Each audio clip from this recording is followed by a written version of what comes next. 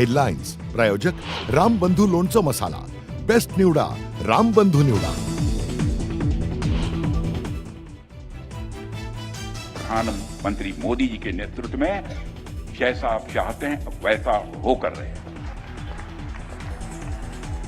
बेलगाम हल्ल्याप्रकरणी पाकवरील कारवाईबाबत संरक्षण मंत्री राजनाथ सिंह यांचं मोठं वक्तव्य।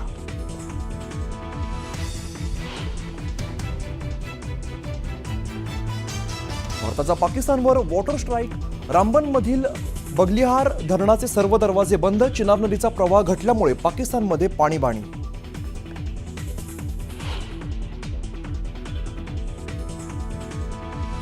पंतप्रधान मोदींची हवाई दल प्रमुखांसोबत 40 मिनिटं चर्चा, पाकिस्तानला सडेतोड उत्तर देण्यासाठीच्या ऍक्शन प्लॅनवर चर्चा झाल्याची माहिती।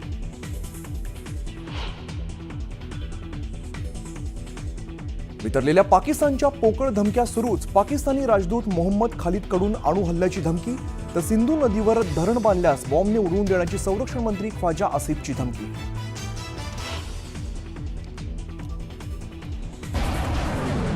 भारतीय वायुसेनेची ताकद आणखीन वाढणार, रशियासोबत ईगल-एस मिसाईल खरेदीचा करार, शत्रूचं फायटर जेट, हेलिकॉप्टर आणि ड्रोन उद्ध्वस्त करण्याची क्षमता।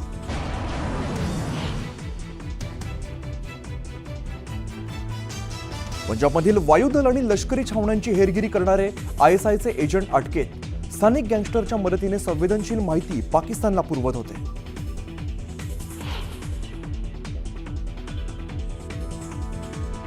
महायुतीत शिवसेना विरुद्ध राष्ट्रवादीतील वादाचा नवा अंक, महाबळेश्वर पर्यटन महोत्सवाला अजित पवार गैरहजर, तर काल एनसीपीच्या कार्यक्रमाला शिंदेंची दांडी।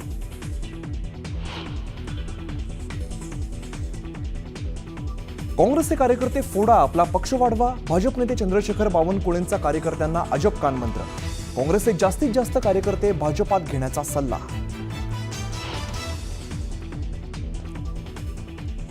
जळगावमध्ये महायुतीतील अंतर्गत धुसफूस चव्हाट्यावर, गुलाबराव देवकरांच्या राष्ट्रवादी प्रवेशामुळे गुलाबराव पाटील नाराज, राष्ट्रवादीकडून सेनेची कोंडी होत असल्याचा आरोप।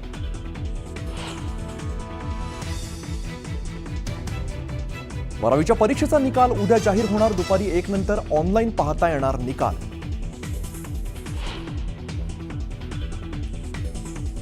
आणि इंद्रायणी नदी स्वच्छ करा, वारकऱ्यांची मागणी, सरकारकडे निधी नसेल तर आम्ही निधी उभारू, इंद्रायणीतील प्रदूषणावरून वारकरी संतप्त।